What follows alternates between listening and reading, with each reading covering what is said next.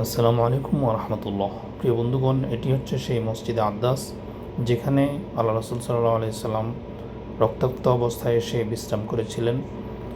দুষ্ট কাফেররা রসুল সাল্লাল্লাহু আলাইহি সাল্লামকে পাথর মেরে মারাত্মকভাবে রক্তাক্ত করেছিল।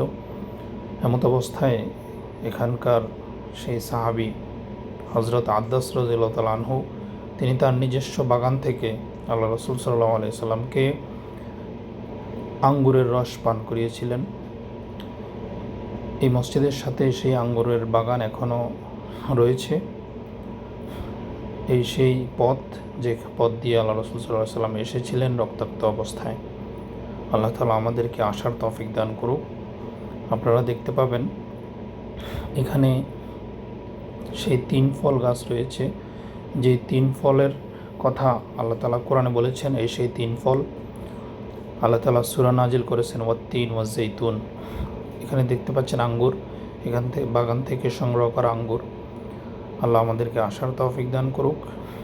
আল্লাহ রসুল সাল্লাল্লাহু আলাইহি সাল্লামের স্মৃতি বিজড়িত এই জায়গায় এসে কী যে অনুভূতি আপনাদেরকে প্রকাশ করতে পারবো না। আল্লাহ তাআলা আমাদের সকলকে এই পবিত্র তায়েফে আসার তৌফিক দান করুক। আমিন। ওয়া মা তৌফিকি ইল্লা বিল্লাহ।